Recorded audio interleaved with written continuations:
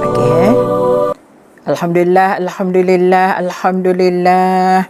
Alhamdulillahirabbil alamin. Assalamualaikum warahmatullahi wabarakatuh. Alhamdulillahilladzi arsala rasulahu bil huda wa dinil haq liyuzhirahu 'ala ad-dini kullihi walau karihal musyrikun. Asyhadu an la ilaha illallah wa asyhadu anna Muhammadar Rasulullah. Subhanaka la ilma lana illa ma 'allamtana innaka antal alimul hakim. Wala haula wala quwwata illa billahil aliyil azim. Alhamdulillah, alhamdulillah, alhamdulillahirabbil alamin. Setinggi-tinggi kesyukuran pada Allah SWT, pemilik alam ini, ya. Pemilik langit dan bumi, pemilik siang dan malam, pemilik matahari, bulan dan segala-galanya.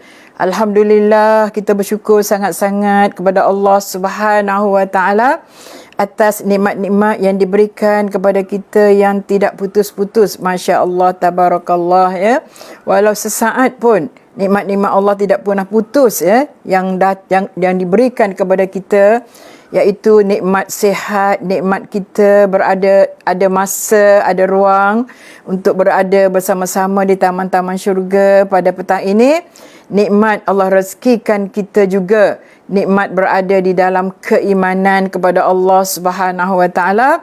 Mudah-mudahan insya-Allah kita sentiasa berada dalam keadaan husnul khatimah, dan di penghujung, di akhir nanti juga kita diberi dalam keadaan husnul khatimah. Tidak lupa juga selawat dan salam kita tujukan kepada junjungan besar kita Nabi Muhammad sallallahu alaihi wasallam, ke atas keluarganya dan juga ke atas sahabat-sahabatnya. Alhamdulillah, muslimin-muslimat semua, selamat petang, ya. Alhamdulillah, di petang ini kita berkuliah online, ya. Kuliah petang. Nak nama Zuhur dah agak petang sangat, ya. Alhamdulillah, muslimin-muslimat semua. Jadi kita berkuliah online pada petang ini, iaitu kuliah viral SKR, Surau Kerja Raya. Alhamdulillah, terima kasih kepada sahabat-sahabat yang berada di sana, khususnya Encik Murtada. Tak lupa juga Mek Hafsah yang juga ada bersama dengan kita, Puan Hajah Junaidah juga, orang JKR, ya. Jadi mudah-mudahan insya-Allah muslim-muslimat semua, moga-moga atas sponsor anjuran daripada kuliah viral SKR ini, alhamdulillah, terima kasih banyak-banyak. Tidak lupa juga pada rakan-rakan FB yang telah ada, dan sebagaimana Puan Rakiah kata, takut tak ada nanti ustazah yang cantik nama. Memang pun cikgu besar akan cantik nama siapa-siapa yang datang. Alhamdulillah saja, gurau saja, ya. Muslimin-muslimat semua, petang-petang ni takut tertidur, tapi dah ramai. Saya tengok tadi awal-awal tadi daripada Nur Syafiqah daripada Kuching, dia kata dia pinjam FB anak ni. Alhamdulillah, petang ni hari Jumaat, hari Sabtu ni dia orang tak belajar, ya. Alhamdulillah, ataupun anak yang balik hujung minggu, tak apa, terima kasih banyak-banyak. Begitu juga daripada Zahrul Hakim tadi, kita ada juga Rusia Timah, kita ada Zahliyah, ya. Zahilah, kita ada Azizah Muhammad Isa, kita ada Ayah, ya. Begitu juga kita ada Rakia, kita ada Rani bersama, kita ada Hajah Zahrah, kita ada Kamarul, ya. Alhamdulillah. Begitu juga kita ada Maiza Kadir, kita ada Aznah Mak Desa, kita ada juga Fatimah Ayub, kita juga ada Umi Akasyah, ya. Terima kasih banyak-banyak kepada semua. Kalau yang tak tersebut tu minta maaf, ya. Kita ada juga Eda bersama dengan kita pada petang ini. Kita ada Mek Hafsah. Harap-harap warga JKR dapat follow FB Ustazah. Mami pun dah share dalam FB Mami Mek. Alhamdulillah, tu yang Mek tulis kat situ lah, ya. Alhamdulillah, kami risau dengan Yanti tadi. Dia kata takut Mek macam tak ada je, tak reply dia punya ni. Tak apa pun, alhamdulillah, muslimin-muslimat semua. Kita ada Raubah Raubah Usman, kita ada Maznah Muhammad ya, bersama dengan kita pada petang ini. Dan tidak lupa kepada sahabat kita iaitu Puan Yanti Hamid yang ada bersama-sama daripada awal lagi, risau ya, takut kuliah viral SKR pada petang ini tak boleh berjalan dengan lancar ya, muslimin-muslimat semua. Al-maklumlah kita ni Sabtu petang, orang cuti jam 3 petang, takut orang terlena dan sebagainya. Tapi Alhamdulillah, nampaknya dah ramai dan mendapat sambutan yang sangat baik. Terima kasih banyak-banyak. Mudah-mudahan insya-Allah Allah lah yang mampu memberi ganjaran kepada kita semua ya. Mudah-mudahan insya-Allah berpanjangan. Dan pesan Yanti kita supaya semua orang tolong likekan dan sharekan kuliah ini kepada sahabat-sahabat kita. InsyaAllah mudah-mudahan mereka dapat tonton lagi selepas ini sekiranya tidak dapat secara live. Tapi rakan-rakan kita beritahu Ustazah tak seronok kalau tak tengok secara live ya. Alhamdulillah, tak apa, mana yang sempat Alhamdulillah, silakan. Seronok secara live begini. Dan insya-Allah, kalau tak silap saya, masa diberikan 1 jam. Tapi insya-Allah kita akan mungkin lebih lagi daripada itu sebab asal pun lambat sikit. Saya tidak ada masalah, saya rasa daripada Mek Jun sendiri, betul juga daripada Encik Murtada untuk memberi keizinan supaya masa boleh dilebihkan sedikit untuk soal jawab ya, sebab tajuk kita berkaitan dengan darah wanita. Masih kelirukah lagi kita ya? Dan ada orang jawab, saya dah tak ada head Ustazah. Tak apalah, kita yang dah pencen ni diam-diam ajalah ya, betul. Tapi insya-Allah ilmu ini boleh diguna pakai untuk semua lapisan masyarakat, terutama sekali buat anak-anak kita, menantu kita ya, barangkali boleh dimanfaatkan. Sebab perkara ini selalu menjadi kekeliruan kepada masyarakat kita, terutama sekali bila nak masuk Ramadan. Kalau tak masuk Ramadan kurang sedikit. Tapi bila nak masuk Ramadan, dia akan keliru. Ya, sebab dia mandi awal daripada biasa. Lepas tu dia cakap kenapa jadi macam ni? Dia dah mandi tapi kena mandi lagi. Itu keadaan-keadaan lah muslimin-muslimat semua ya. Okey, apapun kita mengharapkan, kita berdoa pada Allah Subhanahu Wa Taala, mudah-mudahan majlis ilmu kita pada petang ini berjalan dengan lancar tanpa ada apa-apa. Dan kita harap, kita doa pada Allah Subhanahu Wa Taala mudah-mudahan memudahkan perjalanan kuliah kita pada petang ini ya. Saya nampak juga di sini ya, Azlina Hamzah, kita ada Nur Haimah Zainal, kita ada, tak silap ada tadi ya, Becik pun ada sama, kita ada Isma Alia. Saya Yanti pasang yang kecil dekat depan saya ni sebab yang bila kita melintang dia tak boleh nampak banyak nama-nama itu ya. Kita ada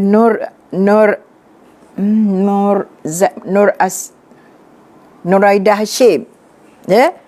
Okey, rasanya dah sebut semua ya. Saya ada Eda Nurshima yang ada bersama dengan kita. Betul juga Isma saya dah sebut tadi, Nur Haimah. Kita ada apa ya? Apa lagi? Nur Aidah Hashim tu lah. Nur Aidah Hashim. Ya, okey. Okey, muslimin-muslimat semua, alhamdulillah, terima kasih banyak-banyak. Dan bila kita bercakap tentang darah wanita, dia sebenarnya tak banyak jenis pun muslimin-muslimat semua. Tak, sepatutnya tidak ada kekeliruan. Ya, dia hanya ada jenis darah-darah wanita ni. Pertama, darah haid. Itu dah biasa sangat ya. Yang kedua, darah nifas. Yang ketiga, darah istihadah. Dan yang keempat ialah darah fasik. Ya. Itu saja. 4 jenis ya. Yang biasa ialah darah haid, darah nifas. Dan darah juga ialah darah istihadah. Namun begitu ada juga darah fasik. Mana darah fasik? Darah yang rosak. Ya, bukan haid, bukan nifas, bukan istihadah. Tapi ada. Ya, saya nak ambil dia dululah supaya mudah tak tertanya-tanya di kalangan kita muslimin-muslimat semua. Saya sebut muslimin, mungkin dia ada juga. Saya sebut tadi ada muslimin bersama dengan kita. Sangat bagus untuk kita bersama dan kita mendengar, sebab terutamanya bila kita kahwin, confirm kita kahwin dengan orang perempuan. Jangan kahwin lelaki sama lelaki tau. Ini tak boleh. Ya, kita semua tahu Ustazah Zai dah bicarakan keadaan ini yang menjadi kegemaran juga pada masyarakat kini, ya. Tapi tidaklah yang ada dalam kumpulan kita pada petang ini, ya. Okey. Maknanya orang lelaki dia akan kahwin dengan orang perempuan. So isteri dia pasti akan mengalami perkara-perkara tadi, ya. Haid, nifas, istihadah, fasik. Ya, mungkin fasik ni tidak semua orang lalui, ya. Okey, darah fasik ni ialah bukan haid, bukan nifas, bukan istihadah. Siapa yang berhadapan dengan masalah darah fasik ini? Pertama, biasanya kanak-kanak yang baru lahir, yang belum sampai kepada masa yang sepatutnya dia datang haid, ya. Sebelum 9 tahun. Ada. Ataupun baby yang baru lahir, kita tengok di kemaluannya ada darah, ya. Ini darah fasik. Semata-mata darah tak ada darah apa-apa, ya. Darah rosak saja, dia tak tahu apa-apa dia tu, ya. Datangnya tak ada apa-apa, ya. Yang kedua, darah yang keluar ketika sebelum melahirkan anak. Dia disebut sebagai darah fasik, ya. Iaitu keluar dia sebelum melahirkan anak. Yakni kalau darah haid tak ada masa ketika melahirkan anak, ya. Tapi darah fasik ini iaitu dia ada ketika nak melahirkan anak. Keluar dia ketika nak melahirkan anak. Dia bukan haid, dia bukan nifas, ya. Dan dia bukan istihadah. Ini darah fasik. Jadi keadaan-keadaan ini membolehkan wanita itu menunaikan salat, ya. Cuma kebarangkalian kita tak buat kerana tak mampu dah nak bangun pada masa tu. Dah berada di katil, nak bersalin dah. Tapi darah itu adalah darah fasik, bukan darah nifas, ya. Dan kita wajib sembahyang.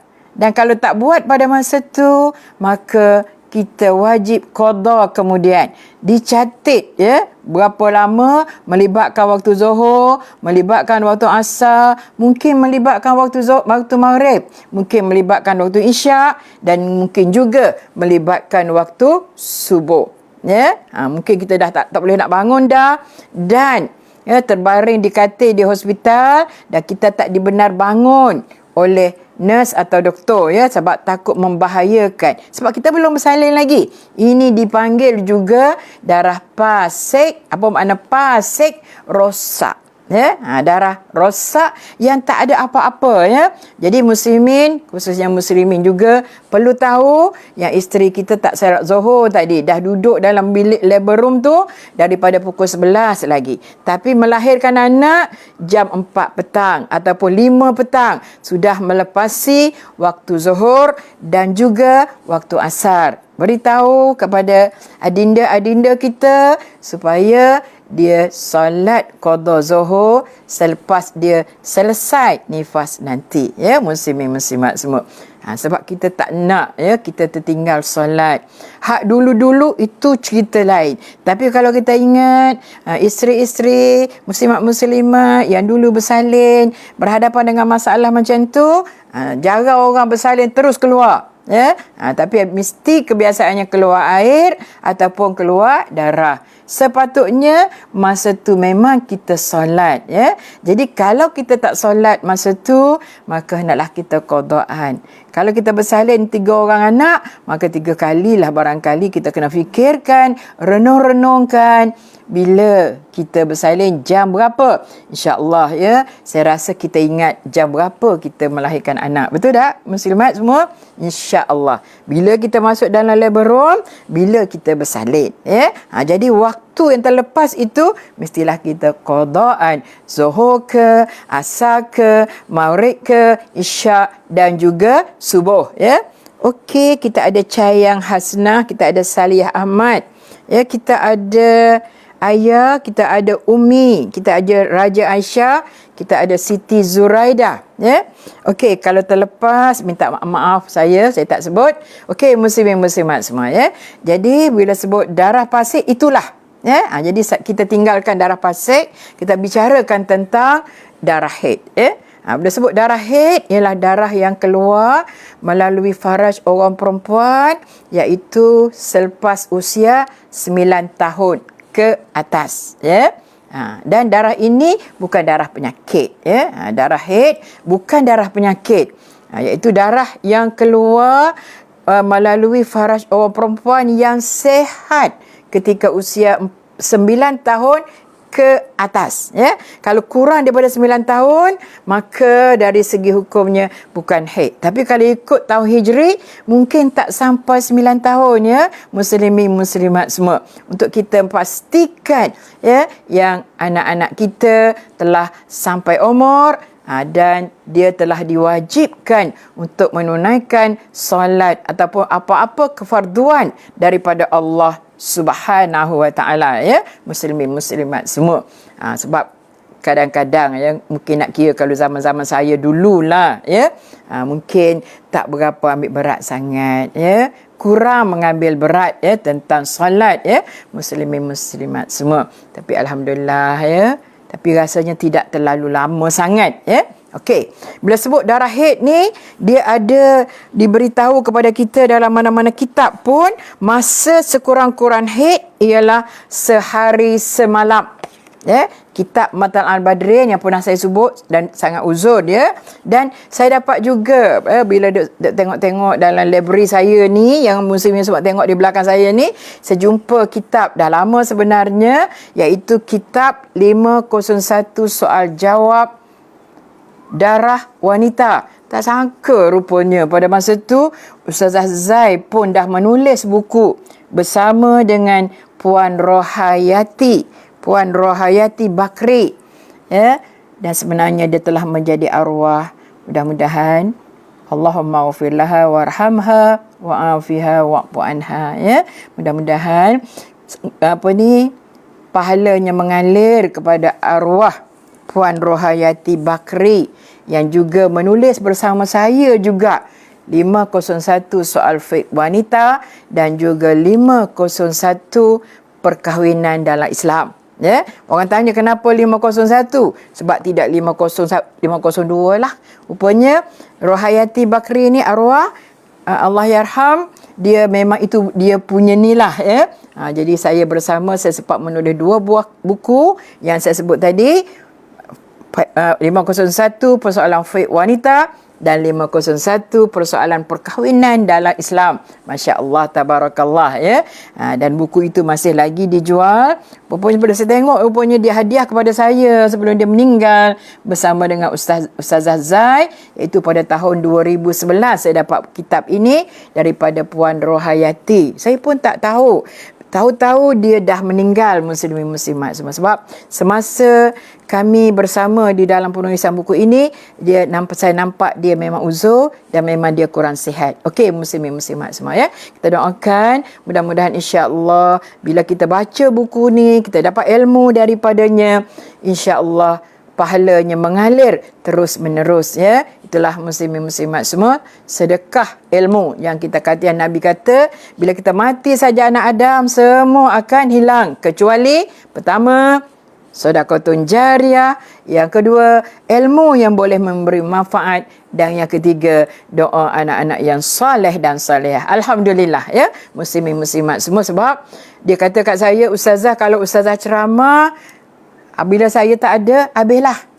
Kecuali yang ada rakaman seperti ini. Tapi kalau handphone kita rosak, habis juga. Betul tak, muslimin muslimat semua? Tapi bila ditulisnya buku, maka ini adalah hasil peninggalan yang insya-Allah akan dibaca, akan dirujuk sampai bila-bila. Macam kita duk rujuk kitab Ihya Ulumuddin contohnya, muslimin muslimat semuanya. Berapa lama dah dan ditulis oleh ulama Imam Al-Ghazali yang sangat hebat, yang menjadi panduan kepada kita sampai hari ini dan insya-Allah sampai ke akhir hayat menjadi panduan, ya. Jadi muslimin muslimat semua, apa yang ditulis dalam buku ini dengan Ustazah Zai, itulah ceritanya juga, iaitu darah ni ada 4 jenis dan diterjemahkan kepada kita bila sebut darah haid ialah darah yang keluar daripada faraj wanita yang sudah mencapai umur 9 tahun dalam keadaan dia sihat dan bukan disebabkan melahirkan anak. Haid adalah salah satu tanda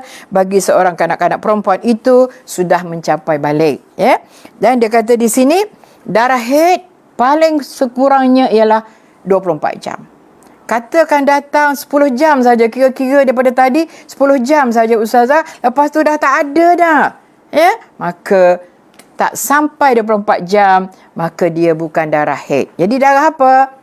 Maka sudah tentulah. Kalau tidak nifas, tidak fasik, maka darah istihadah. Ya? Bila sebut istihadah, muslimin-muslimat semua jangan relax. Muslimat semua jangan relax. Tahu bila sebut darah istihadah. Sebab darah istihadah, dia adalah darah penyakit. Tolong rasa risau, tolong rasa bimbang, ya, takut-takut ada sesuatu yang lain selain daripada yang kita sebut haid, nifas, fasik, iaitu darah penyakit. Yang disebut darah penyakit, tolong hati-hati, jangan relax. Ada orang sampai setahun relax dengan darah yang tak tahu apa tu. Tak tahu apa ustazah, bukan haid, bukan nifas ustazah, tapi tak tahu apa. Saya kata darah penyakit. Yalah darah penyakit ustazah, tapi tak tahu apa. Darah penyakit, apa makna darah penyakit? Penyakit lah, betul tak? Darah penyakit yang kita tak boleh nak main-mainkan, nak lalaikan. Saya ingat ada seorang anak murid saya, ya. Dia kata, ustazah, saya ni pernah memang pesakit kanser. Dah macam-macam kanser, tapi alhamdulillah saya sembuh ustazah. Sembuh. Kanser apa ni yang ni Ti? Kita panggil apa ya Ti? Sorry Ti. Kanser, Allahu Akbar. Thyroid, thyroid kanser sembuh, ya. Lepas tu thyroid ada lagi kanser cervix, dia kata, ya. Alhamdulillah sembuh, ya.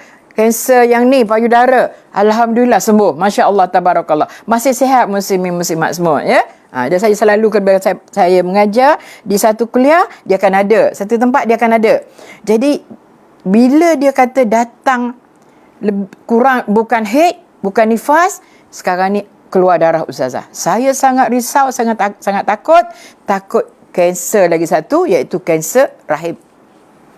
Tak lama pada tu dia terus pergi ke hospital dan buat cek, alhamdulillah tak ada apa ustazah. Itu yang kita nak, ya. Sebab kita kena syak, kena bimbang, kena takut kalau darah selain daripada darah haid, selain daripada darah nifas, darah fasik yang saya sebut tadi, iaitu darah istihadah, ya. Sebab darah istihadah ni dia tak kira, dia mungkin menyerang remaja, ya, mungkin menyerang orang yang dewasa ataupun orang yang sudah berumur, itu dah menjadi perkara biasa, ya.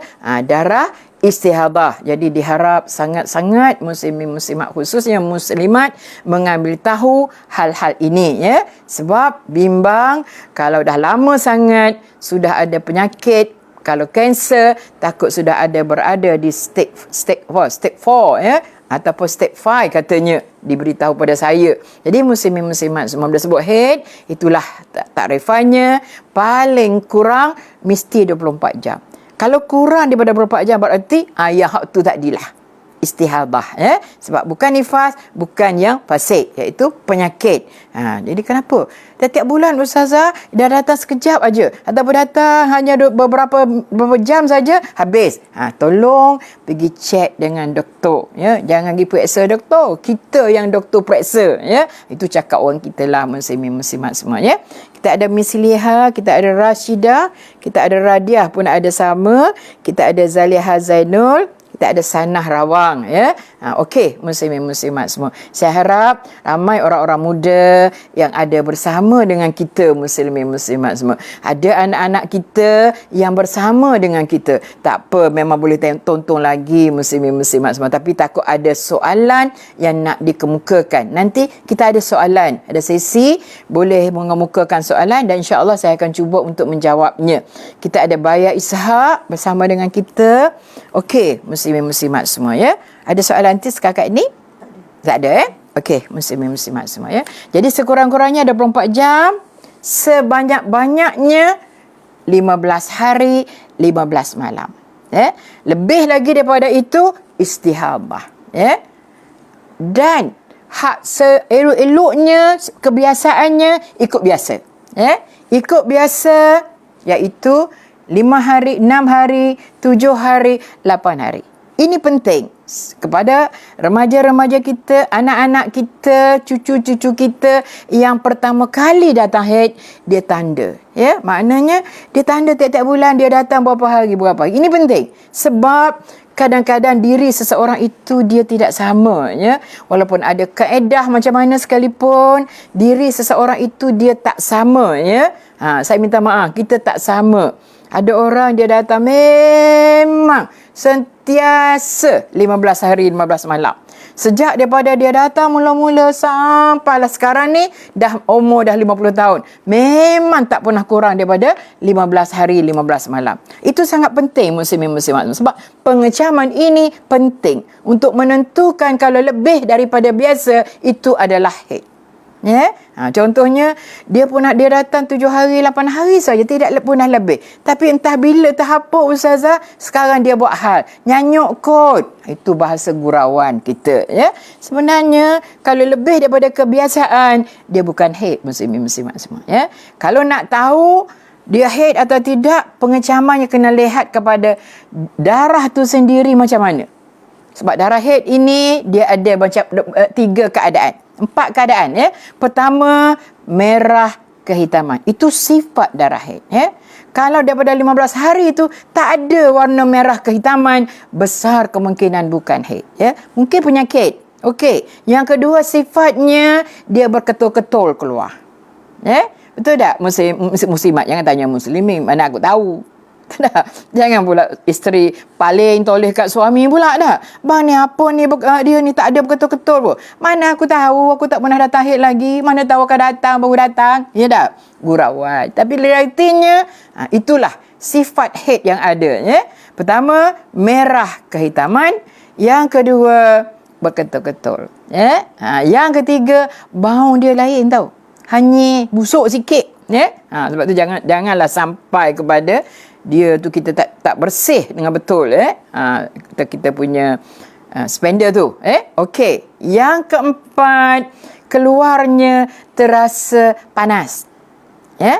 Jadi tolong perhatikan sifat-sifat ini, ya. Bila kita datang haid lebih daripada biasa, hak biasanya tak, memanglah 4, 5, 6 hari, 7 hari tu ada orang datang terus banyak, ada, ya. Ada orang datang sikit, lepas tu hari kedua baru banyak, 3 hari baru banyak. Itu kebiasaannya begitu, ya. Tapi ada orang 4, 5 hari sikit aja, coklat aja ustazah. Tapi itu juga adalah tanda-tanda haid. Ada orang dia datang dengan tanda yang sepatutnya ujung dah. Kalau saya, dia di awal dia datang banyak, ujung-ujung coklat. Dia akan habis dengan coklat, lepas tu kekuningan sikit. Lepas tu barulah dia akan putih bersih. Itu kebiasaan. Tapi ada orang daripada tak ada, nampaknya color dia coklat, lepas tu merah, lepas tu baru pergi hitam, lepas tu baru pergi kepada coklat balik. Itu haid juga. Ya, muslimin muslimat. Tapi kebiasaannya, sifat ini dia ada. Kalau tak ada semua, dia akan ada salah satu. Apa saya sebut tadi? Merah kehitaman, berketul-ketul keluar, ya. Jangan panik kalau keluar berketul-ketul anak-anak kita yang kali pertama datang, ya. Tambah bila datang pula umur 15 tahun baru datang. Lama berkumpul darah tu dalam rahim dia tak keluar. Jadi bila keluar banyak sangat, ya. Okey. Merah kehitaman, berketul-ketul, bau busuk, hanyut, ya. Okey. Dan yang keempat, panas keluar, ya. Kita ada Opah Aznah bersama kita ada Azlinda. Okey. Kita ada Rusdian. Dian saja. Dian. Kita ada Faridah Hamid, Puan Seri, ya. Puan Seri ada bersama dengan kita pada petang ini. Kemboja putih. Oh, tak ada dalam ni, Ti. Nak dia guna nama kemboja putih, tak apa, bukan pink lah maknanya dah. Okey, muslimin muslimat semua, ya. Setakat ini tak ada soalan, cuma sekadar memberi salam. Assalamualaikum. Waalaikumsalam. Saya jawab, ya. Kalau tak jawab pun tidak apa, saya minta maaf banyak-banyak. Okey, ya. Okey, Edan Nusima pun tak ada apa ayat dia. Okey, muslimin muslimat semua, ya. Jadi 4 sifat ni kena ada. Kalau selain daripada tu, maka dia bukan haid. Okey? Dia bukan haid. Jadi kalau katalah datangnya sampai 10 hari dah, Tapi ada darah merah aja Ustazah. Kalau ikut setengah pandangan, kita dah boleh mandi dah tahu. Sebab hilang dampak ni dah tak ada dah. Ya? So, hari ke-8, hari ke-9 tu walaupun ada, kita dah boleh mandi dah. Sebab yang ada sekarang ini adalah bukan haid, tetapi istihadah. Itu saya kata tadi, pentingnya kalau biasa kita mari 8 hari tiba-tiba, hari ni, bulan ni 10 hari Ustazah. Cuba lihat kepada keadaan ini. Kalau dah hilang di antara tanda-tanda 4 ini salah satunya, maka ketika itu dah wajib mandi dan wajib menunaikan solat, wajib kita laksanakan segala perintah-perintah Allah yang lain, termasuk ibadat puasa, muslimin muslimat semua.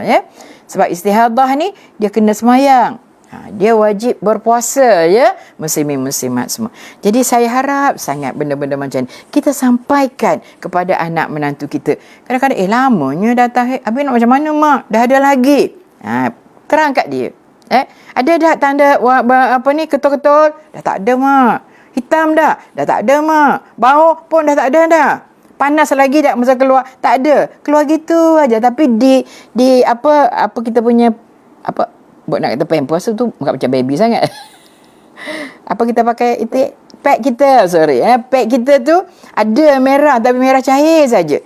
Biasa berapa hari? 7 hari. Ni hari ke-10. Dah boleh dah mandi semayang. Dah boleh dah. Memanglah kalau kata hak biasanya mesti putih nak.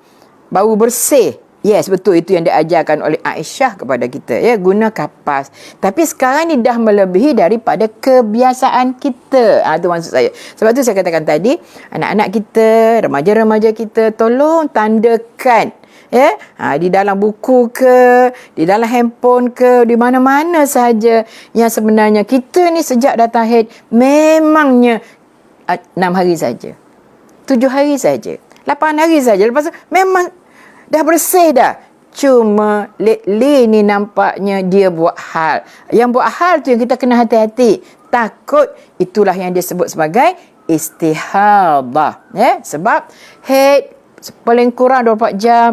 Paling lama 15 hari 15 malam. Bukan semua orang 15 hari 15 malam mendapat had ini. Tidak. Tidak. Cuma nak ceritanya, haid paling lama 15 hari 15 malam. Contohnya muslimin muslimat semua, iaitu datangnya 5 hari, lepas tu berhenti saja. Bila berhenti ni, okey dah tu, boleh mandi dah, boleh semayang dah. Tapi bila datang lagi, berhenti semayang, dan kira balik. Masih dalam tempoh 15 hari 15 malam ke? Katakan tadi 1 hari bulan kita datang, 5 dah bersih ataupun 7 dah bersih, okey. Dan selepas 5 hari datang balik, berarti 5 campur dengan 7 13 12, maknanya haid lagi, sebab masih ada 3 hari lagi untuk sampai kepada 15 hari 15 malam. Jadi itu maksudnya hitungan yang dikatakan 15 hari 15 malam. Dan haid dia kalau datang balik pun dalam tempoh 15 hari paling pendek. Itu kaedah, 15 hari paling pendek. Berarti kalau dia datang di 10 hari, lepas pada 10 hari datang balik, ini bukan haid, sebab baru 5 hari saja bersih. Belum lagi. Katakanlah dia datang 10 hari, lepas tu hari yang ke-10, hari yang ke-20 hari bulan datang lagi. Maknanya baru lepas 5 hari, yang 15 hari haid tu, baru 5 hari saja ataupun baru 10 hari lagi saja bersih. Belum, sebab syarat bersih mestilah 15 hari 15 malam. Okey. Tapi kalau orang yang datang tak berhenti, berbulan-bulan, bertahun-tahun, nak kira macam mana? Maka 15 hari bersih, 15 hari istihad, 15 hari adalah haid pengiraannya, sebab dia memang tak berhenti, maknanya sebab istihadah ni ada kerusakan yang berlaku di dalam rahim kita, sebab tu dia datang tak normal. Muslimat semua. Jadi sebab itulah, kalau yang memang datang penuh, tak nak kira dah ustazah saya haid bila, istihadah bila, so yang ini dia ambil kaedah 15 hari bersih, 15 hari haid. Jadi lepas pada 15 hari lagi tu, dia akan kira lah. Sebab dia akan melibatkan soal edah dia nanti. Kalaulah berlaku perceraian, kita tak minta muslimat semua, katakanlah wanita ini bercerai dengan suami dia, maka nak kira edah dia macam mana ustazah? So dia kena ambil, sebab orang yang ada haid 3 kali suci. Jadi pengiraannya daripada hari pertama sampai 15 itu adalah hari suci dia.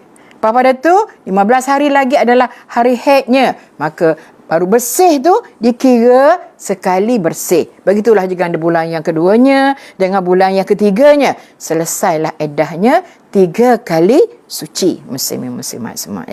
Ini penting sangat-sangat. Sebab kalau kata kita ni mengambil kira, kalau kita bercerai dan pada tu kita nak rujuk, sedangkan benda dah habis kan, edah dah habis, tak boleh rujuk, mesti akad nikah semula muslimat semua. Tapi kalau dalam edah memang boleh lagi rujuk muslimat semua.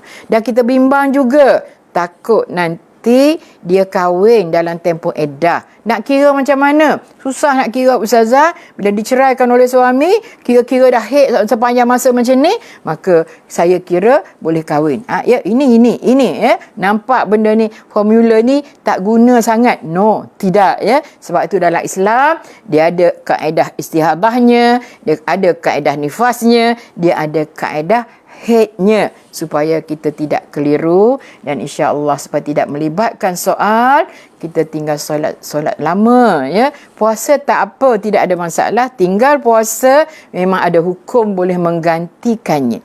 Tapi kalau solat sebenarnya kita tinggal dalam tempoh kita haid, dalam tempoh kita nifas, kita tidak wajib mengqadakan sembahyang.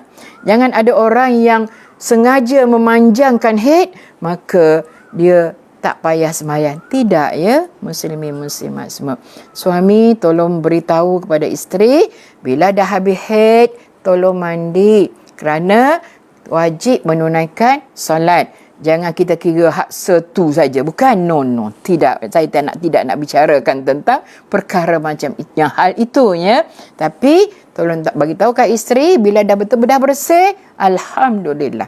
Bersih dalam arti kata ikut kaedah biasa kita. Kalau luar biasa maka ada something wrong dalam haid kita yang kita kena hati-hati muslimat semua Okey. Jadi paling lama 15 hari 15 malam, paling pendek 15 hari kita akan datang haid lagi Manakala ikut kaedah dalam fiqh tidak mungkin orang perempuan akan datang haid 2 kali sebulan dia mesti 15 hari. Betul lah kita nampak dah memang sebulan lah, tapi kalau kira ikut bulan Islam dia ada masa 29 hari, dia ada masa 30 hari sebab itu kalau saya pernah tanya, saya pernah bincang dengan seorang pernah hakim yang menjadi hakim di satu negeri ketua hakim syar'i, dia kata sebab tu dah dari segi edah dia ambil sikit lagi, kalau 3 bulan tambah 10 hari takut belum selesai lagi edah, takut pengiraan kita tidak tepat saya tanya kenapa orang tua kita boleh tanya edah 3 bulan 10 hari. Bagi mana 10 hari tu? Yang 10 hari bagi orang yang edahnya ialah orang yang kematian suami 4 bulan 10 hari.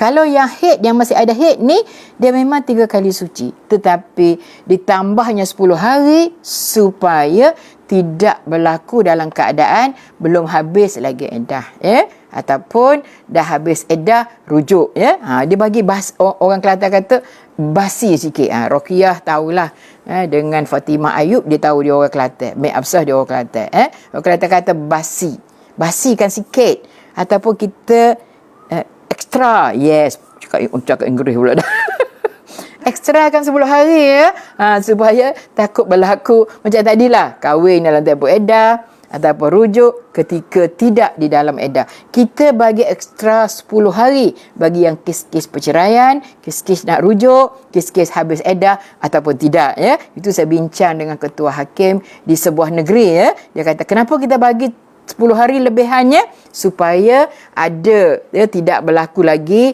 perkahwinan dalam tempoh edah ataupun rujuk dalam tempoh tidak ada sudah habis edah, ya. Itu sangat penting. Walaupun kita bicarakan tentang haid, dia ada kaitan dengan persoalan perceraian. Sikit pun dia ada, muslimin muslimat semua, ya. Okey. Dan tempoh selama-lamanya itu tak ada tempoh. Tak ada tempoh dalam Islam. Selagi dia ada haid, maka dia tak ada tempoh selama-lamanya. Ada orang setahun sekali dia datang. So, sebab tu kata tak ada tempoh. Ada orang 3 bulan sekali. Ada orang 2 bulan sekali baru datang. Kadang-kadang tak tahu. Tak nak kira. Kadang dia datang okey. Kadang dia datang tak okey. Sebab tu dari segi selama-lamanya dia tidak ada. Cuma secepat-cepatnya 15 hari pusingan dia akan datang kembali haid itu, ya. Jadi kita kena bila nak buat kira bercara tu kena ambil pen, kena ada kalkulator, ya. Aku ni dah haid lagi ke tak, ya. Datang berhenti nak buat macam mana. Ada soalan yang ada pada saya belum jawab lagi kepada yang penanyanya yang berkaitan dengan keguguran. Ya, yang tu dah masuk nifas lah, ya. Dia keguguran, ya. Sebelum tu dah ada darah dah. Yang tu ialah darah, kita panggil apa tadi, ya. Di awal tadi iaitu darah pasik, ya. Okey. Lepas pada tu dia gugur, keluar baby, bukan baby lah, ya, masih dalam bentuk seketul daging. Ya, dia kata masih dalam seketul daging, tak ada sifat lagi. Darah keluar bersama. Yang keluar bersama, yang keluar selepas keluar apa saja janin dan sebagainya tu, yang tu baru dipanggil darah nifas. Kalau ada yang sebelum kita mengeluarkan janin tu, maka itu adalah darah pasik. Kita dah kenal tadi, daripada ceramah saya pertama di awal tadi, itu darah pasik, ya. Tapi yang keluar mengering, yang keluar selepas keluar janin tu, itu darah nifas, ya. Itu darah nifas, ya. Ada soalan kan? Okay. Hilang ni Mazarela ada tanya, ya. Ustazah, jika dalam cerai iddah wanita itu 6 bulan baru haid, minta pencerahan Ustazah, ya. Hafiz apa itu tak ada makna apa lah kot, Okey, Ustazah, jika dalam cerai iddah wanita itu 6 bulan yang dia bercerai, okey, tapi nak ceritanya haid dia 6 bulan sekali. Maknanya okey, iddah wanita itu 6 bulan baru haid. Kalau 6 bulan baru haid, dia start daripada yang pertama, ataupun dia ni nak putus haid, ataupun memang dah nak habis haid. Itu yang confuse bagi saya. Tetapi kalau selagi dia ada haid, nak kena kira daripada awal tu lah. Cuma saya pernah tanya dengan ketua hakim syar'i yang macam ni, dia kata dia ambil kaedah yang 3 bulan sahaja, ya. 3 bulan berarti habis iddah. Tapi dalam kitab-kitab saya tak pernah jumpa. Tapi pengamalan di mahkamah syariah, kalau berlaku kes macam ni, jenis haid setahun sekali, jenis haid 6 bulan sekali, ya, dia ambil 3 bulan. Ambil iddah orang yang menopause. Kalau tidak, dia punya hujah, dia kata menzalimi wanita. Nak tunggu sampai bila iddah baru habis? Sebab bila kita dalam iddah, dia ada perkara-perkara yang dilarang kepada kita, muslimin muslimat semua, ya. Muslimin kena tahu, sebab bila berlaku perceraian, nak nasihat adik-beradik kita, Ustazah, adik saya bercerai, ya, iddah dia macam mana, ya. Sebab saya dah cakap tentang iddah, tapi sekadar nak mengingatkan saja, iddah perceraian dia sama saja, tak boleh keluar rumah, ya, melainkan atas keperluan yang tak dapat tidak. 2 saja boleh keluar. Pertama, hajat. Kedua, dururi. Hajat, dia bekerja, dia boleh keluar pergi mencari rezeki, ya. Yang kedua, dururi, yakni dia dalam keadaan darurat, rumah tu berbahaya, ataupun dalam keadaan apa, ya, apa kita nak kata, banjir ke, dia kena keluar daripada rumah tu pergi duduk rumah lain. Ataupun saya pernah sebut hari itu, iaitu dia menyewa rumah tu dengan 4,000 lebih sebulan yang pernah disewa oleh arwah suami. Sekarang bila suami tak ada income daripada mana-mana, maka saya kata bolehlah pindah atas dasar darurat. Kalau dia nak tunggu, macam mana dia nak bayar sewa rumah tu? Maknanya mungkin boleh masuk pada bab hajat ataupun daruri. Jadi isteri yang diceraikan oleh suami, iddah dia lebih, bukan kata dari segi masa berbeza, tetapi dari segi dia kena berpantang. Dia kena berpantang, tak boleh keluar rumah. Kalau suami izin, ustazah, pun tidak boleh, sebab dia telah diikat oleh hukum Allah Subhanahu wa taala. Tu memang rasa perit sikit. Ada orang tanya saya, ustazah, saya nak balik duduk rumah mak saya. Kalau rumah tu dibayar oleh suami, suami bagi kita duduk rumah tu, dia pun bayar sewa, ataupun memang rumah suami, maka duduklah dalam tempoh iddah. Sebab semua isteri yang diceraikan oleh suami, perceraian apa sekalipun, dia berhak untuk mendapat tempat tinggal selama dalam tempoh iddah. Jadi dalam kes yang 6 bulan sekali ni, saya tak faham juga, ataupun 6 bulan baru datang, maka kita kira sebagai yang tadilah, kalau saya ikut pandangan daripada pengamal di mahkamah, iaitu kira 3 bulan sahaja. Sebabnya lama sangat dan menzalimi kepada perempuan itu, sebab nak duduk dalam iddah sangat payah. Payah tadilah. Kalau nak ikut hukum, memanglah payah. Maksud saya, kena duduk dalam rumah, tak boleh pergi mana-mana, tak boleh pergi rumah mak, kecuali hajiat. Apa hajiat? Pergi bekerja, pergi hospital kerana sakit, pergi urusan pencen arwah suami ke. Tapi kalau dah bercerai, pencen apa arwah suami? Tak ada arwah lah kan, betul tak? Tapi maknanya bukan izin suami. Ada orang tanya saya, sebelum bercerai, kalau kita cakap kat dia, kalau awak ceraikan saya, boleh tak saya keluar ke mana-mana? Tak ada. Tak boleh diikat sebab tak bercerai lagi. Tak boleh diikat dengan taklid tau. Tak boleh. Minta maaf muslimat semua. Kalau salah saya minta maaf banyak-banyak. Okey. Saya rasa jelas kepada Puan Mazarela. Jadi kalau dia memang 6 bulan tak datang tu, kita ambil kaedah 3 bulan sahaja.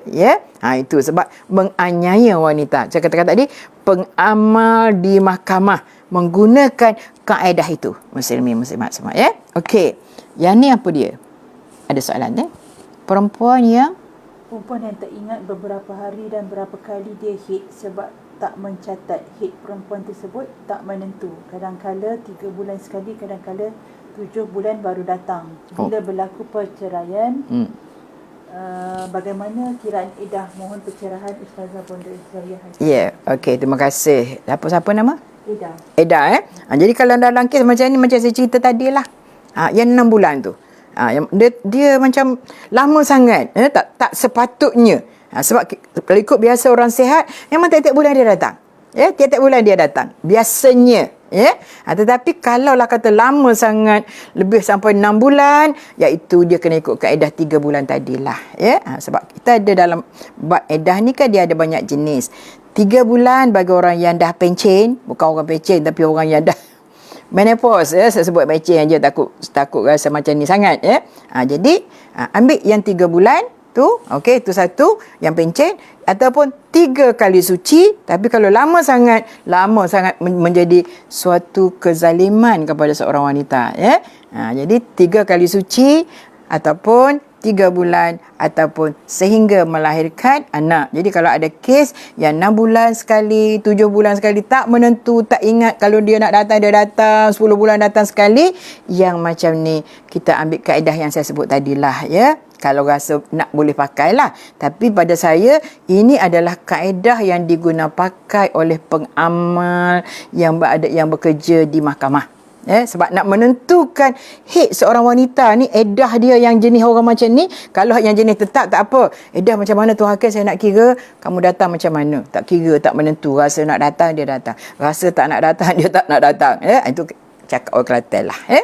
Jadi 10 bulan sekali, maka ambillah kaedah tadi. 3 3 bulan supaya tidak berlaku kezaliman kepada seorang isteri, ya. Itu ni saya sebut ulang-ulang banyak kali, ya, supaya insya-Allah saya mengulang sebab saya nak kita boleh memahaminya insya-Allah, ya. Puan Eda bukan kes dia, cuma kalau dirujuk macam mana, ya. Cuma saya rasa bagi orang yang bercerai dan melalui mahkamah, elok sangat, ya, bercerita terlebih dahulu sebelum keluar daripada kandang, daripada bilik ataupun daripada mahkamah tu.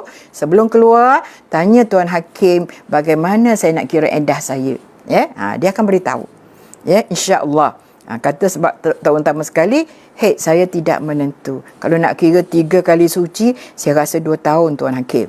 Sebab nak duduk dalam iddah saya katakan tadi. Sebab tu iddah dia tak lama. Betul tak muslimin-muslimat semua? Dia tidak lama. Paling lama pun orang yang mengandung sehingga bersalin. Itu yang lama. Sebab dia banyak sangat pantang larang, ya, muslimin-muslimat semua. Kalau iddah mati, dia pantang larangnya lain. Dia ada iddah lagi. Tapi kalau iddah bercerai ni, dia ada pantang larang, tak boleh keluar rumah melainkan atas keperluan-keperluan yang mendesak, contoh bekerja ataupun dalam keadaan yang dururi, mudarat, ya. Okey, muslimin muslimat semua, saya boleh difahami, tidak ada masalah kan, insya-Allah, ya. Okey, kita pergi kepada bila haid.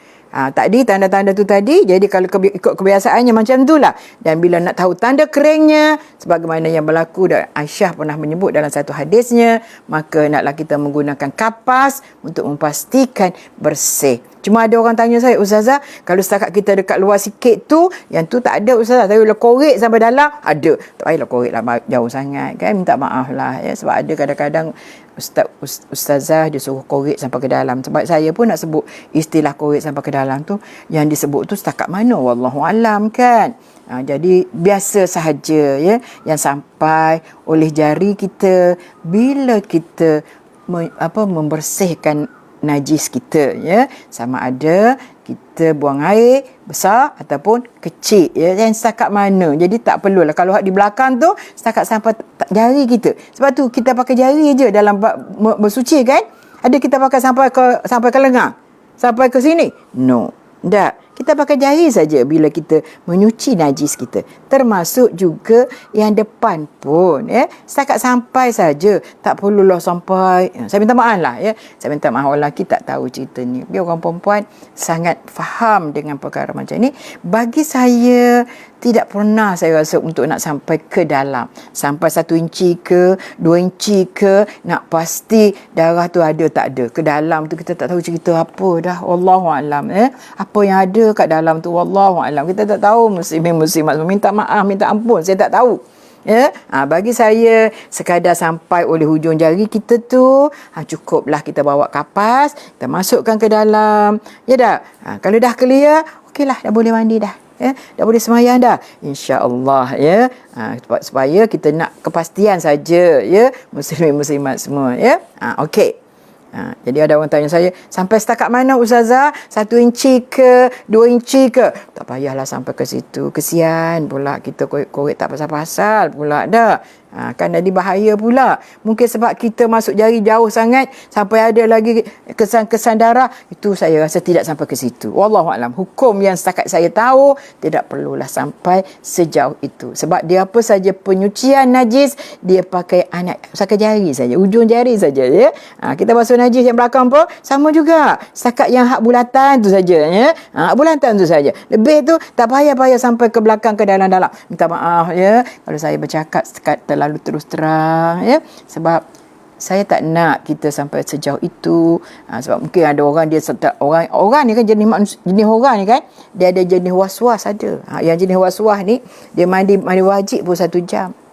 Dia basuh, dia mandi, dia basuh. Ini tak boleh, ini tak boleh. Sebab orang yang was-was ni sebenarnya selebihnya adalah syaitan. Minta ampun, minta maaf, ya. Ada orang dia kata, Ustazah, saya kalau mandi wajib, kalau subuh pukul 6, saya kena mandi pukul 5. Sebab 1 jam saya akan berada di bilik air. Saya mandi, saya basuh, saya bersih, saya mandi lagi, saya basuh lagi, saya korek lagi, saya basuh lagi. Kenapa Islam sampai susah macam tu? Islam tak susah kan, muslimat semua? Betul tak? Tak susah macam tu. Jadi saya mandi memang 1 jam Ustazah. Kalau saya jaga sedar pukul 6, berarti pukul 7 lah baru selesai mandi wajib. Susah benar kalau macam tu kan. Sentiasa larilah kita dengan suami kalau nak bersama kan. Sebabnya lama sangat nak duduk di bilik air. Apa hal dengan orang lain yang nak guna bilik air kan? Tidak semua rumah ada 2, 3, 4 bilik air. Kalau ada satu je bilik air, tandasnya di situ juga, di situlah yang tempat mandinya. Allahu Akbar, seksa sangat hidup kita, menyusahkan orang lain kan. Minta maaf muslimin-muslimat semua, kata saya kalau cakap saya ni tak kira-kira melampau sangat. Sebab jenis kita ni ada yang simple sangat. Ada yang hati-hati, yang tu bagus. Ada yang sangat double. Lebih bukan double lagi, triple lagi dalam keadaan ragu sangat, was-was sangat. Ini tak boleh kan muslimin muslimat semua, khususnya muslimat dalam bab ini. Mandi biasa saja. Kalau 10 minit lah. Kalau mandi wajib tambah 5 minit lagi. Itu saja. Sebab rukun mandi wajib berapa kita tahu? Pertama, niat. Kedua, meratakan air ke seluruh badan. Kalau dengan sekali jirusan itu meratakan air seluruh badan, berarti confirm selesai mandi wajib. Kan? Kenapa kita mesti lama sangat, susah sangat? Tidak. Islam tidak susah. Percayalah muslimin-muslimat semua. Semayang tak susah, mandi wajib tak susah, bersih najis tidak susah. Insya-Allah semuanya senang. Kenapa kita memayahkan benda yang sangat mudah dan simple?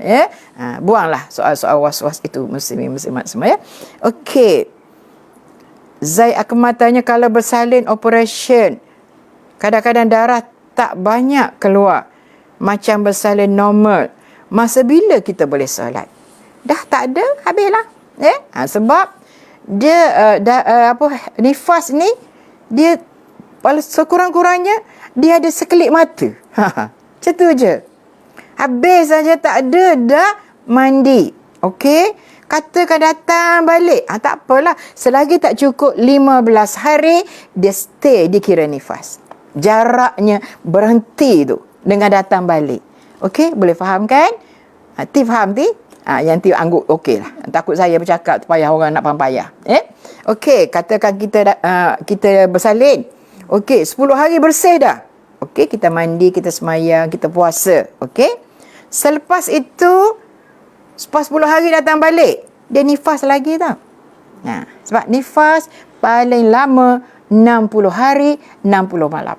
Paling sikit sekelip mata. Kena mandi nifas juga. Walaupun keluar dalam keadaan kering, tak ada apa. Mandi nifas kena mandi dan kena semayang.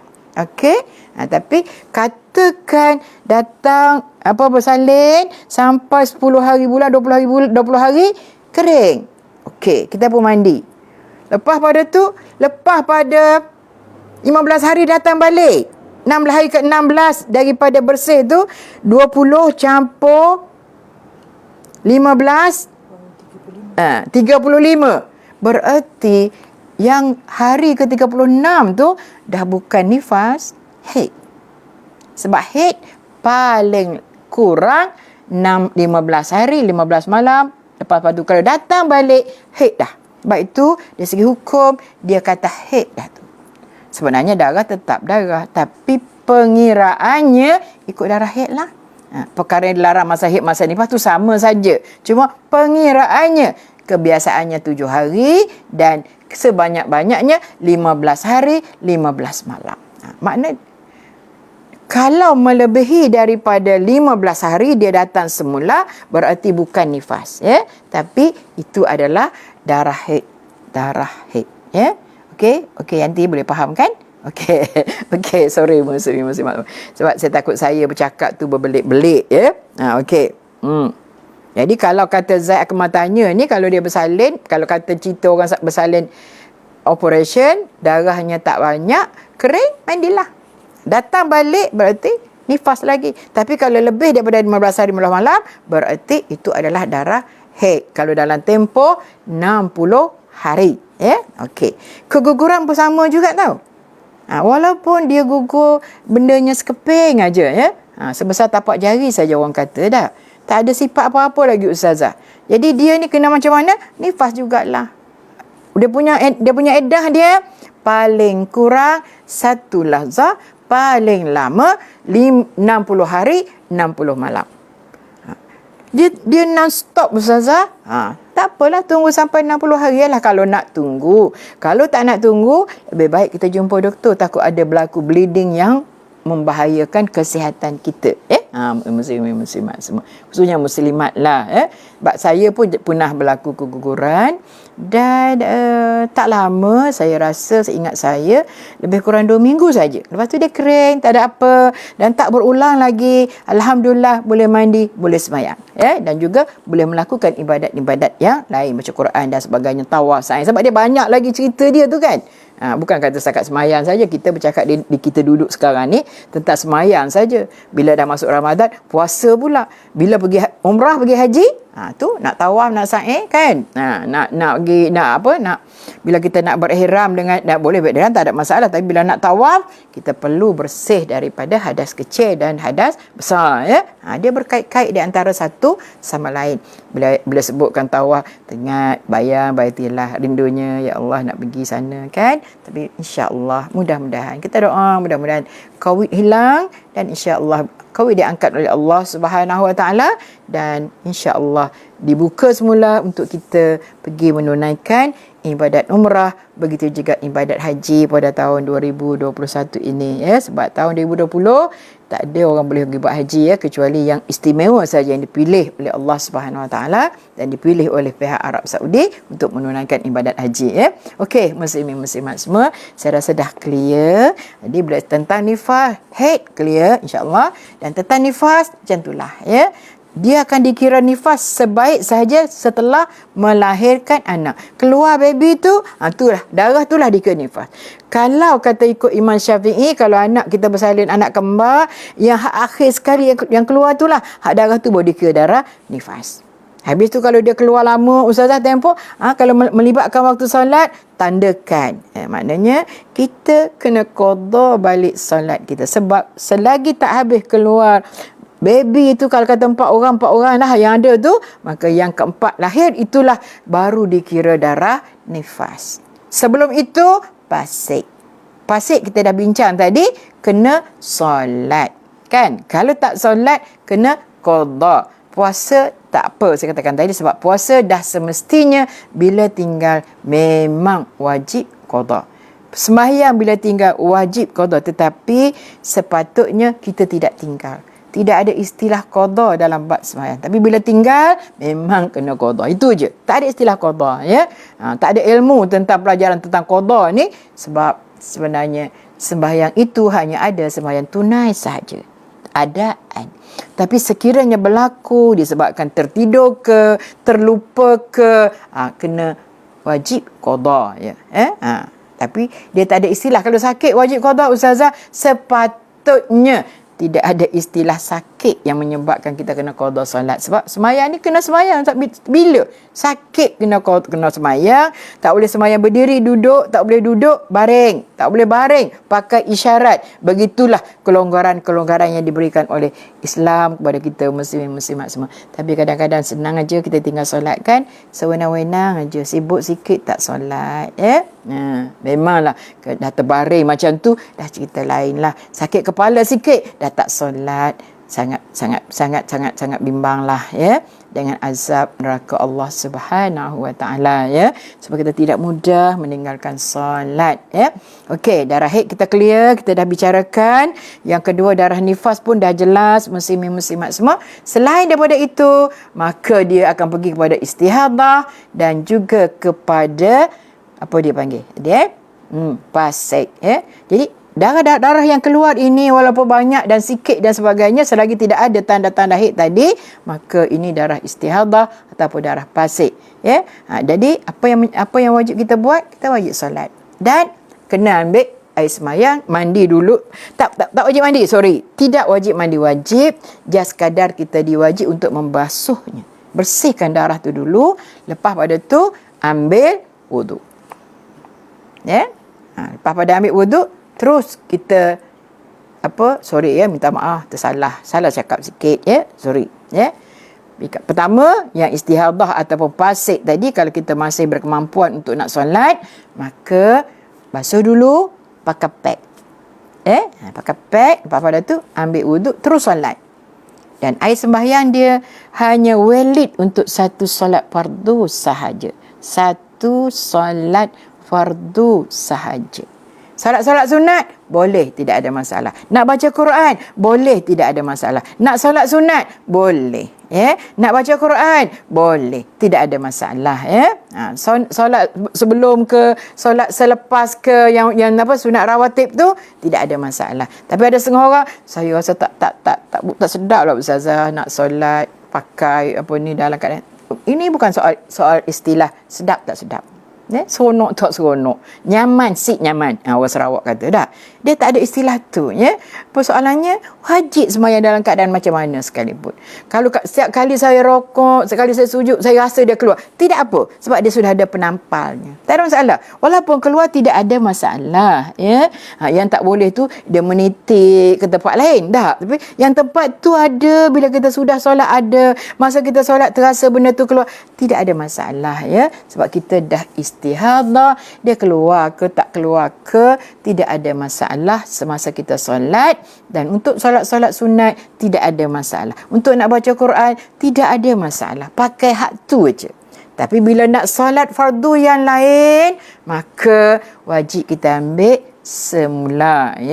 Kena ambil semula wuduk, iaitu tata cara macam tadi juga. Basuh dulu sampai bersih, pakai pad, lepas tu baru ambil wuduk dan terus pergi menunaikan solat. Sebab tu kita tak boleh ambil sembahyang ni, tak boleh kita berwuduk dalam keadaan yang lebih awal. Nak sembahyang baru ambil wuduk, basuh, pakai pad, lepas tu ambil sembahyang, terus solat. Dan saya katakan tadi, valid untuk satu solat sahaja. Kecuali barangkali bagi orang yang sedang terlantar sakit, tak boleh nak salin pad dah. Sebab tu orang yang terlantar sakit, saya pernah dengar dan saya pernah jumpa dalam satu kitab, dia boleh sembahyang jamak, tapi jamak takdim sahaja. Tapi jangan sakit kepala pun terus jamak. No, tak boleh. Tapi sakit yang memang susah untuk nak bangun, susah untuk nak ambil wuduk. Maka dalam keadaan macam ni, dia boleh jamak solat. Tapi jamak takdim. Mana jamak sempurna solat tu. Zuhur 4, Asar 4. Maghrib 3, Isya 4. Kalau dalam keadaan sakit yang dia sendiri tak boleh nak bangun, maka dia boleh apa? Dia semayang, orang kata apa tadi? Semayang jamak, okey. Jadi kalau orang yang dalam keadaan uzur yang macam ni juga, maka dikira begitulah keadaannya. Dia memang pakai pad Ustazah. Dan sebenarnya muslimin-muslimat, bila kita sebut istihadah, ada lagi penyakit-penyakit lain yang kita kena pakai pad, iaitu masalah kencing tak puas. Sil-sil bau, dia akan keluar sentiasa. Dia pakai pad juga. Tapi jenis yang keluar apa tadi, angin pu tu, yang tu tak payah pakai apa, tak apa sebab dia keluar macam tu dah. Tak perlu pada pakai apa-apa, muslimin muslimat semua. Bukan cakap muslimin, tapi muslimin kena cakap kat bini dia. Saya cakap ni kan, Ustazah tak sebut muslimin, saya tak ada begitu. Bukan. Kita kena cakap kat isteri kita kena cakap kat anak kita, sebab ini tanggungjawab seorang suami mengajar. Okey, muslimin muslimat semua, kita ada Dayang Fatimah. Fatimah, mungkin ini Dayang yang apa, okey, sorry itu saya sebut Sarawak, tapi sebenarnya Desa Mokis. Saya ingat sebab dia pun orang Sabah. Sorry kalau salah, minta maaf banyak-banyak. Okey, muslimin muslimat semua. Okey, jadi tentang istihadah, begitulah caranya, dan itulah yang diceritakan oleh Aisyah kepada kita. Kita basuh. Dan sebenarnya ada seorang wanita yang bertanya kepada Rasulullah SAW yang dia berada dalam keadaan istihadah macam tu. Apa nak buat? Rasulullah kata, kita masukkan kapas. Sebab dulu tak ada pad kan, di zaman Rasulullah dulu ada kapas. Masukkan kapas supaya dia tu tak keluar merata. Sebab darah tu najis. Tapi kalau di dalam keadaan kita semuanya dia keluar, tak apa. Begitu juga orang yang sil-sil bau. Yang kencing memanglah. Setiap kali rokok, sujud, memang akan keluar air kencing. Tak boleh buat apa dah. Kalau jenis kata, kalau dia jenis kencing malam, dia tak apalah. Sembahyang Zuhur tak payah pakai pad, dia takkan keluar, betul tak? Jenis malam je Ustazah. Bila malam je, dia akan keluar. Sebab orang ni tak sama saya katakan tadi.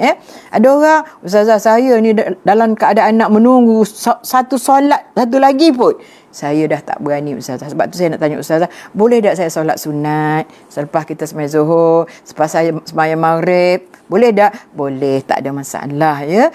Lepas sembahyang wajib, dia sembahyang, lepas tu kalau benda tu keluar Ustazah, saya lepas pada tu saya cek lagi, berbau Ustazah, tidak apa. Sebab kita dah berada dalam keadaan penyakit sel-sel bau.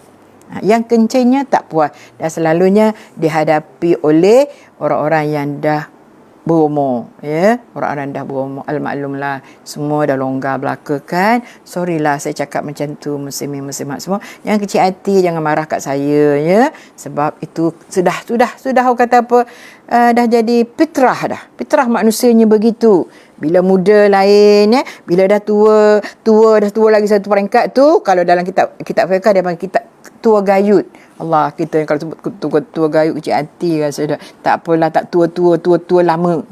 Tambah kat situ je lah. Tapi nak ceritanya, biasanya berhadapan dalam keadaan sel-sel baul. Jadi dalam keadaan macam ni, sama juga macam orang yang ada darah istihadah. Ya. Basuh, pakai pad. Lepas pada tu, ambil air semayang, terus solat. Ya. Dan saya katakan tadi, walid untuk satu waktu, fardu sahaja. Sunat tidak ada masalah, ya. Boleh buat, tak ada hal, ya. Boleh semayang, boleh puasa, kalau dan boleh tawaf, boleh sa'i, tidak ada masalah, ya. Sebab dia berada dalam keadaan berpenyakit. Penyakit apa tadi? Istihadah. Penyakit apa? Sel-sel baul, ya. Okey. Dan dalam kaedah yang ni juga, ya, terutama yang orang kentut tak boleh berhenti juga. Tak berhenti. Memang bila apa dia tu. Dia ada dalam ni pun juga pernah disebut, khususnya untuk orang-orang yang pergi menunaikan ibadat haji dan umrah, ya, yang sangat suka nak mengawal diri dalam keadaan macam ni. So boleh macam itulah juga macam orang yang dalam keadaan istihadah, ya. Cuma yang kentut ni tak perlu pakai pad.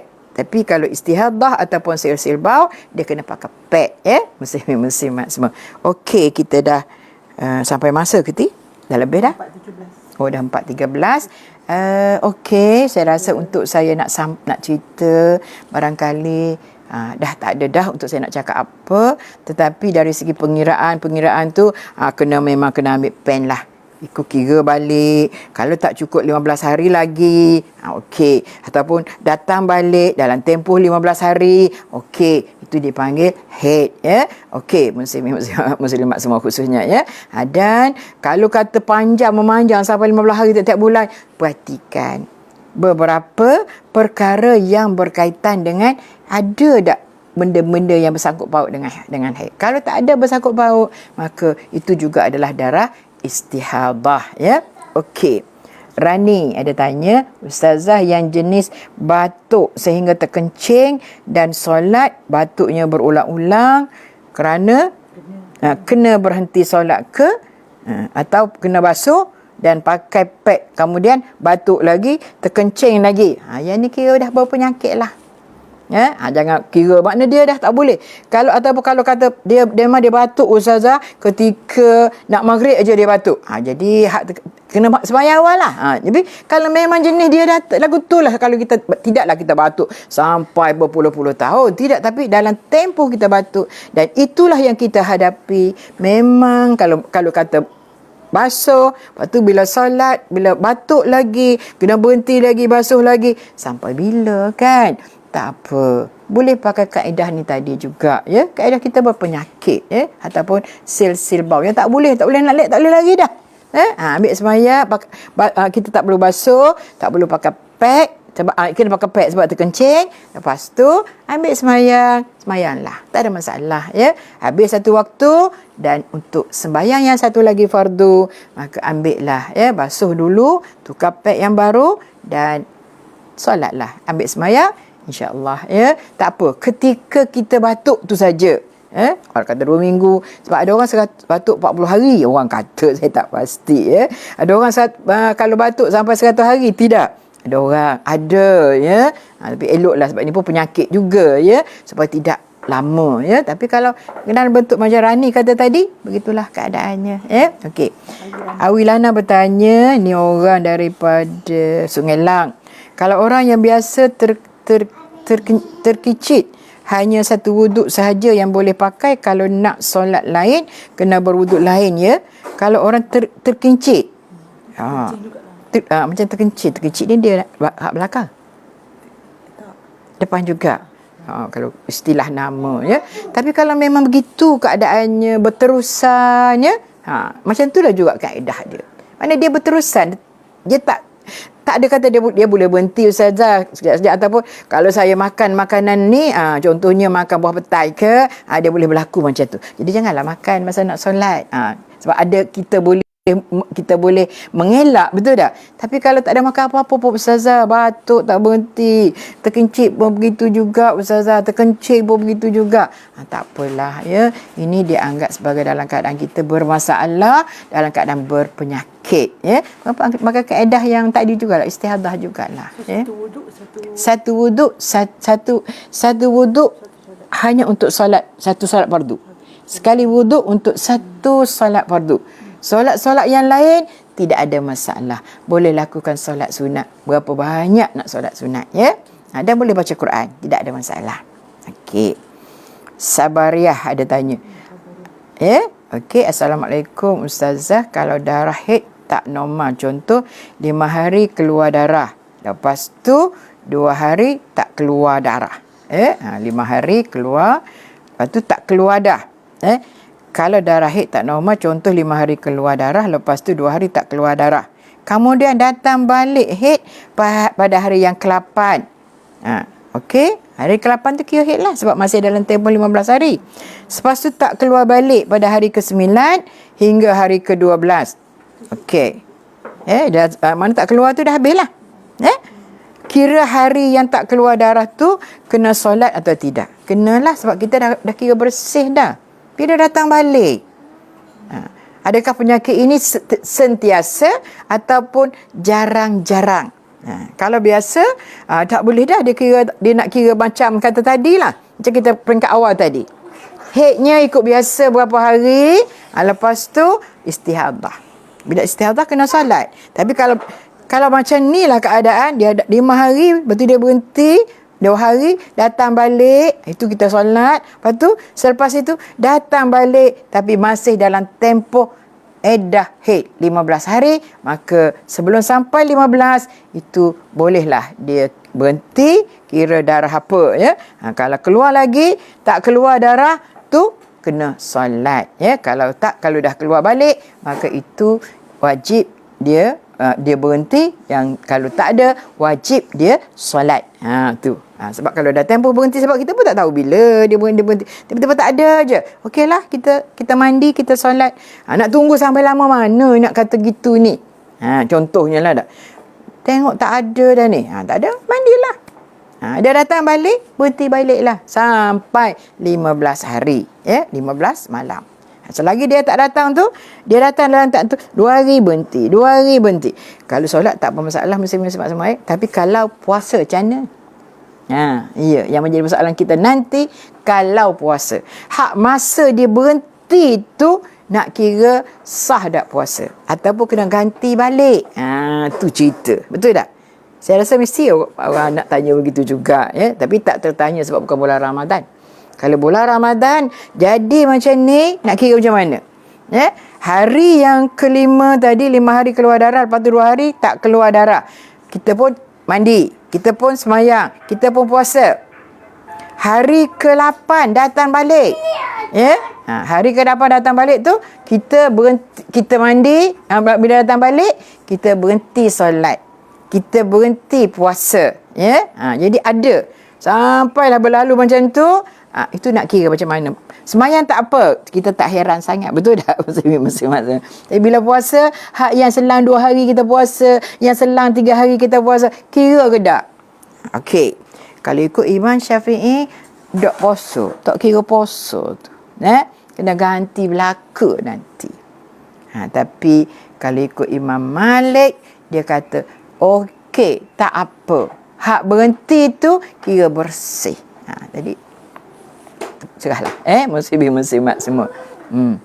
Kalau nak ambil pandangan Imam Syafi'i, memang tolak semua tu. Hak 2 hari, hak sehari kita puasa, lepas tu datang balik. Hak 2 hari kita puasa, datang balik.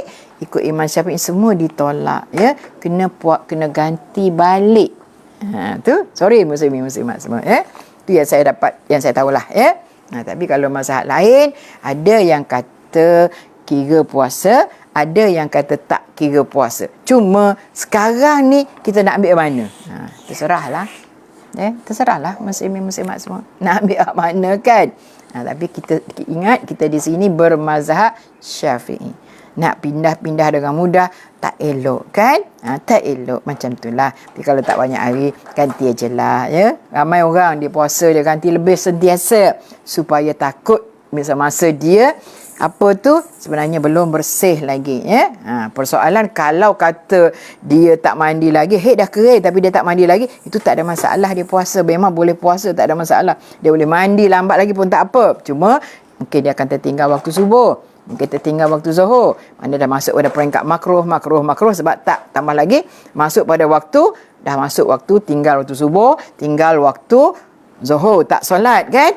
Itu keadaannya lah muslimin-muslimat semua ya. Jadi kalau dalam kes macam ni, kalau dari segi semayang tak apa, masa tak ada kita semayang, masa ada kita berhenti sampai 15 hari 15 malam. Selebih itu dah dikira sebagai istihadah, confirm memang kena solat ya. Cuma ibadat puasa yang saya sebut sikit tadi, sebab takut kita confuse nak ganti hak mana, hak yang bersih tu tak ganti ke, yang bersih tu tak kena ganti ataupun kena ganti. Itu dah saya sebut tadi. Pandangan Imam Syafi'i kena ganti semua hak yang kita puasa di tengah-tengah tu tadi ya. Okey, sedih ke rasa macam tu? Tak apalah kan, kita nak ambil yang baik. Ramai orang berpuasa yang melebihi daripada had yang biasa dia ganti itu. Tak ada, jarang orang kalau tinggal 7 hari. Biasanya ada orang dia akan ganti sampai 10 hari supaya jangan ada yang termasuk dalam itu yang sepatutnya kita tak kita puasa tapi kita tak gantikan puasa itu ya. Jadi harap-harap insya-Allah lah muslimin-muslimat semua tak ada confuse lagi dengan benda-benda macam ni. Tapi kalau ada confuse, ambil pensel catat satu insya-Allah dah masuk dah ke tidak. Ini dah keluar daripada yang had ke had normal kita ya.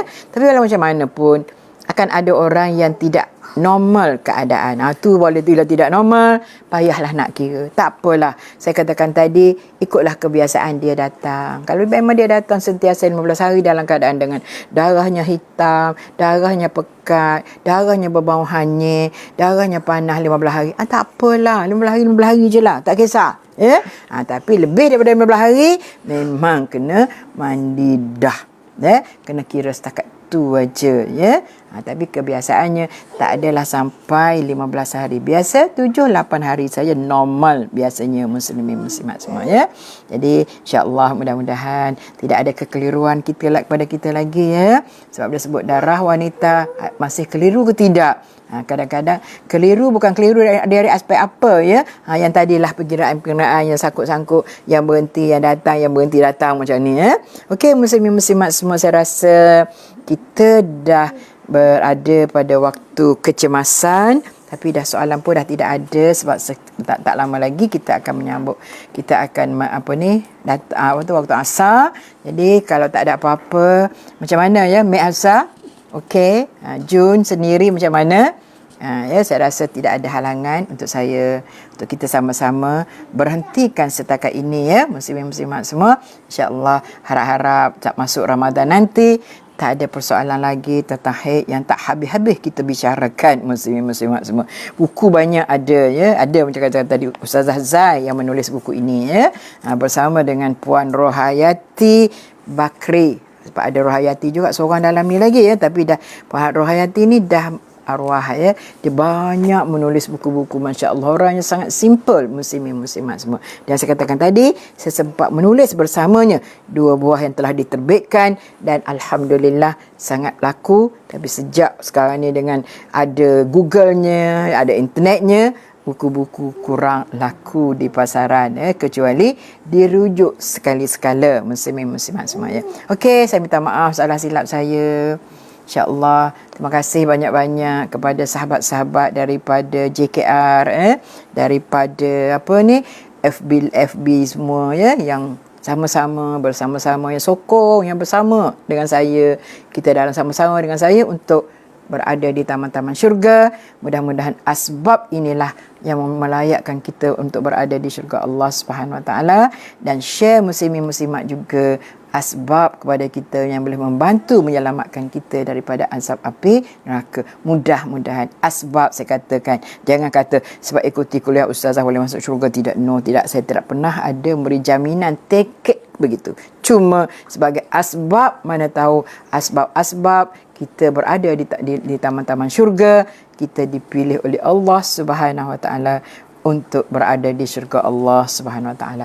Amin, amin, amin. Itulah kita harapkan. Salah silap saya, gurauan saya yang tak sesuai, kata-kata yang tidak sopan dalam majlis ilmu saya tadi, saya mohon banyak-banyak ampun dan maaf. Dan insya-Allah kita berkuliah online lagi pada petang besok, dan ada satu juga di sebelah malam dengan topik yang sangat hebat ya. Mudah-mudahan insya-Allah muslimin muslimat semua kita bertemu lagi. Akhir kata, terima kasih semua. Terima kasih kepada sahabat-sahabat semua. Wabillahi taufiq wal hidayah. Wassalamualaikum warahmatullahi wabarakatuh.